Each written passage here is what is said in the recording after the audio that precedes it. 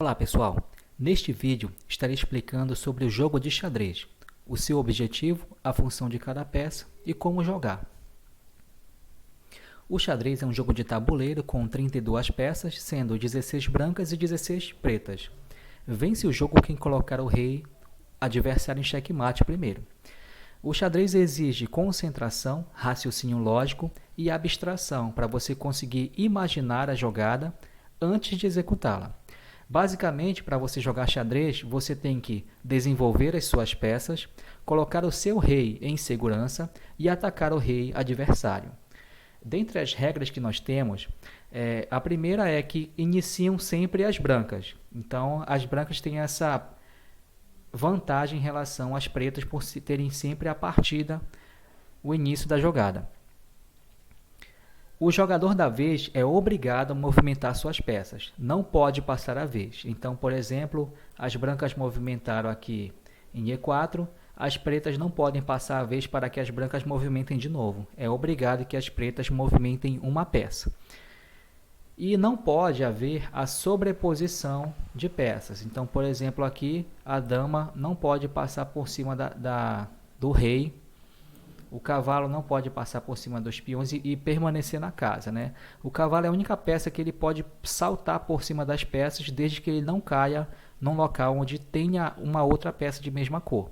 Então aqui o cavalo pode saltar pelas peças e cair aqui, em F3. Vamos verificar aqui a função de cada peça. Temos aqui os peões. Os peões são essas peças que ficam aqui na frente, em primeiro lugar, e eles movimentam-se assim. A partir da primeira casa de partida, eles podem sair uma casa. Então, por exemplo, aqui as brancas movimentaram de A2 para A3. E as pretas também vão responder andando uma casa apenas. Ou, saindo da partida, os peões podem também movimentar duas casas se eles quiserem. E aqui, por exemplo, vamos responder com as pretas aqui também em F5. Nesse momento, os peões em F4 e F5, brancas e pretas, estão tocando um no outro, mas eles não podem tomar um ao outro como se fosse a dama. Então, eles estão aqui se bloqueando. Nesse momento, os dois peões estão empatados de prosseguir o desenvolvimento deles. Supondo que as brancas movimentaram agora em G4. Então, eles estão tocando aqui. As brancas em G4 estão tocando, as pretas em F5. As pretas, nesse momento, elas podem tomar a peça das brancas em diagonal. Então os peões eles andam sempre aqui para frente na vertical, na mesma coluna que eles estão. Eles só saem da sua coluna quando eles vão tomar a peça do adversário, porque eles tomam em diagonal. Então, prosseguindo aqui o desenvolvimento, supondo que as brancas movimentaram agora aqui em H3, a peça das pretas pode tomar novamente aqui. Então, prosseguindo aqui, supondo continuação dessa movimentação, as brancas movimentaram em E4 e as pretas mexeram aqui em H2. Então, as brancas vão tocar aqui as pretas novamente, ó, pode tomar e pode tomar novamente. E aqui, finalmente, a vez das pretas. As pretas atravessaram aqui até o final do tabuleiro. Quando isso ocorre, elas podem promover o seu peão para uma dama. Então, é uma vantagem que nós temos aqui. Então, basicamente, sobre os peões, o que nós teríamos que aprender seria essa situação. As torres, né, são as peças aqui do nosso tabuleiro, elas ficam localizadas nas extremidades do tabuleiro e elas se movimentam da seguinte maneira. Elas podem se movimentar aqui, ó, seguindo esse caminho das bolinhas transparentes. Ó. Elas podem andar na horizontal ou na vertical. Então, aqui um exemplo, ó, movimentação das torres. Ó. As pretas estão se movimentando também, elas podem movimentar-se a partir da casa que eles estiverem, podem andar aqui na horizontal ou na vertical. E elas tomam a adversário a partir da casa onde estiver o adversário. Então, por exemplo, aqui as torres estão confrontando uma na outra, eu posso tomar e novamente a preta toma a torre. O cavalo. O cavalo ele fica localizado aqui ao lado das torres e ele se movimenta da seguinte maneira. Ó. Eles andam 3 casas em forma de L. Então, por exemplo, este cavalo bem aqui, que está destacado em amarelo, ele pode movimentar-se assim, ó, nesta casa, em forma de L. qualquer direção que seja, desde que sejam 3 casas em forma de L. Então, voltando o cavalo para a casa original, nós temos aqui, ó, esta possibilidade para ele, nós temos aqui, ó, esta possibilidade, temos aqui, ó, esta possibilidade, formando aqui um L, temos aqui, ó, esta possibilidade e assim por diante. Então, vamos verificar exemplo de movimentação de cavalos aqui. O cavalo movimentou para D2, cavalo das pretas movimenta aqui para D5, cavalo das brancas movimenta para D7, cavalo das pretas movimenta para G5. Então, é assim que se movimentam os cavalos. E para tomar uma peça, ele não basta só ele passar por cima de uma peça, ele deve cair na casa onde está o adversário. Então, por exemplo, aqui, supondo que o cavalo movimentou para F3, ó, o cavalo das pretas pode tomar ele porque ele caiu na mesma casa onde estava o adversário. Não pode passar por cima simplesmente e achar que já vai tomar a peça. Então, por exemplo, aqui esse cavalo que está em D7, ele vai passar por cima do cavalo de D5, mas ele não para na mesma casa que está o adversário. Então, ele não pode tomar o adversário, a peça adversária. Temos aqui os bispos, né? Os bispos ficam tocando na dama e no rei. Então, vamos verificar como é que se movimentam os bispos. Os bispos, temos o bispo que fica nas casas pretas e o bispo de casa que fica nas casas brancas. Então, o bispo que está nas casas brancas não sai das casas brancas nunca, em hipótese alguma. Ele vai sempre movimentar-se em diagonal, como se fosse a dama do jogo de damas. E o bispo de casas pretas também não poderá sair dessa casa. Então, aqui nós temos aqui o bispo de casas pretas se movimentando em diagonal o tempo todo. E temos aqui, ó, das peças pretas também. Temos um bispo que fica na casa das brancas e um bispo que fica na casa das pretas. Também se movimentam em diagonal. Temos agora aqui a dama, né, também conhecida como rainha no xadrez. Então, a dama, perceba aqui o campo de atuação dela. Essas bolinhas transparentes indicam todo o campo de atuação da dama. A dama, ela movimenta-se com duas funções. A função semelhante à da torre, então ela pode movimentar-se aqui na horizontal ou na vertical da casa que ela está localizada, e ela também pode movimentar-se aqui em diagonal. Então, vou marcar aqui de vermelho as possíveis casas que esta dama pode movimentar-se. Em diagonal, como se fosse a função do bispo. Ela pode também movimentar-se aqui, ó, na horizontal e vertical.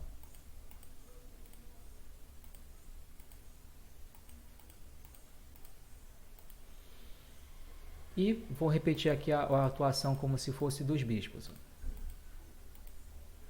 Então, nesta casa onde está essa dama, em D3, ela pode movimentar-se para todos esses locais aí. Então, ó, um exemplo aqui da dama se movimentando. Ó. Andou em diagonais, andou aqui em vertical, horizontal e assim por diante. Temos agora aqui o rei, que é a peça-chave do xadrez, né? Sem o rei, o jogo é encerrado. Então, olha só. O rei, a partir da casa que ele está localizado, ele pode movimentar-se apenas uma casa, mas para qualquer lado. Tanto na horizontal, quanto na vertical, em diagonal. Ele pode andar para qualquer casa, desde que seja uma casa apenas. Então, vamos verificar aqui, por exemplo, esse rei pode movimentar-se para B4, para A4. Esse rei pode movimentar-se aqui para A5 e assim por diante. E como dar um checkmate, né? O que vem a ser o checkmate? Supondo aqui que seja a vez das brancas e nós temos aqui essa dama. Então, a dama, por exemplo, aqui coloca o rei em situação de cheque. E aqui nessa situação, o rei das pretas perdeu o jogo, né? É checkmate. Porque o rei, ele não pode se colocar em condição de cheque, né? Ele não pode vir para a casa A7 porque ele vai tocar no rei das brancas. Não pode vir para a casa B7 também porque toca no rei. E ele vindo para B8, ele continua frente a frente com a dama. Então, esse rei não tem saída mais. É checkmate. E agora eu vou apresentar para vocês aqui uma partida que eu tive para mostrar um exemplo de desenvolvimento das peças. Então, inicialmente eu abri a jogo aqui com D4, o adversário respondeu aqui com E6, eu fui dominando o centro com E4, e o adversário continua desenvolvendo os peões, né? Perceba aqui que a intenção do adversário é colocar o bispo dele na casa aqui em B7. Então, prosseguindo aqui, eu fechei o centro. O adversário fez a proposta dele, que é movimentar o bispo dele, né? E ele está atacando nesse momento aqui o meu peão em E4. E eu prossigo aqui com o cavalo protegendo o peão que está em E4. Então, ele ataca o meu cavalo. Se ele tomar meu cavalo, o peão aqui volta a ficar desprotegido. Então, eu preciso proteger aqui o peão. Então, ó, eu coloco o meu bispo em D3 para proteger o peão. Caso ele tome meu cavalo, o peão está protegido. Ele movimenta aqui com o cavalo dele. Eu vou desenvolvendo as peças para futuramente fazer o roque, que eu posso explicar no próximo vídeo, que vem a ser o roque. Ele faz o roque primeiro que eu, e em seguida eu faço o roque novamente. Então ele continua atacando. Ponho a torre aqui para proteger, né? Caso haja uma troca, a gente fica em iguais condições de troca de peças. Então ele vai movimentar a dama dele, talvez a intenção dele aqui seja atacar, ficar frente a frente com o meu rei. E eu ataco o bispo dele para ele decidir o que vai fazer, se ele vai tomar meu cavalo ou se ele vai sair daí. Então ele toma meu cavalo, eu tomo de volta, a gente está equiparado em termos de quantidade de peças e de valor de peças também. Então movimentou aqui o peão dele, ele está bloqueando aqui meu bispo nesse momento, meu bispo não pode tomar o peão porque ele está protegido pela torre. Então eu vou continuar movimentando minhas peças aqui, né? Então lentamente ele vai aqui abrindo espaço para colocar o cavalo dele na casa D7. E eu tenho uma estratégia também aqui, né? Eu abri aqui essa diagonal para poder talvez ver alguma possibilidade de ataque. Então aqui ele fecha ele fechou o próprio bispo dele, né? Nesse momento o bispo dele está em possibilidade de atacar. E eu verifiquei uma possibilidade, ó. Se a minha dama conseguir chegar na casa D3, ela ficaria com o bispo frente a frente com o rei dele. Então eu vou tentar atacar aí, unido com o meu bispo, fazer uma espécie do que chama-se no xadrez de estilingue. Então, se ele não prestar atenção nesse detalhe, eu posso atacar o rei dele aí e verificar o que vai acontecer. Então, eu movimentei com a minha dama aqui, né, fingindo que eu estou protegendo esse peão, mas na verdade não estou. E aí ele ataca para fazer a troca, né? Eu poderia tomar aqui o peão dele com a minha dama e ficar equiparado em quantidade de peças, mas eu havia percebido essa possibilidade e foi o que eu fiz. Ataquei e ele só tinha um movimento para fazer com o rei, né? Não há nenhuma peça que esteja protegendo o rei dele nesse momento, que possa tomar a minha dama, então ele é obrigado a tirar o rei dele em situação de cheque. Então, a única casa onde o rei dele poderia cair era esta aqui. Perceba que a torre está impedindo o rei dele de movimentar, o cavalo está impedindo ele de sair dessa casa aqui e a dama está impedindo ele também de sair dessa casa. Então, esse rei aqui ele está sendo atrapalhado pelas próprias peças dele. E assim, eu movimentei com o meu cavalo, dando cheque.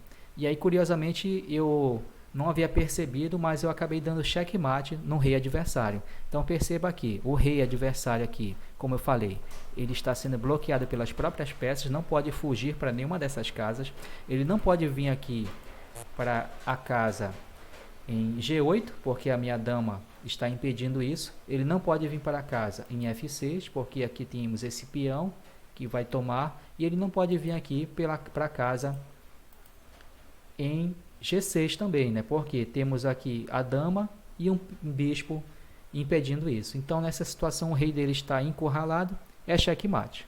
Então, obrigado por assistir esse vídeo.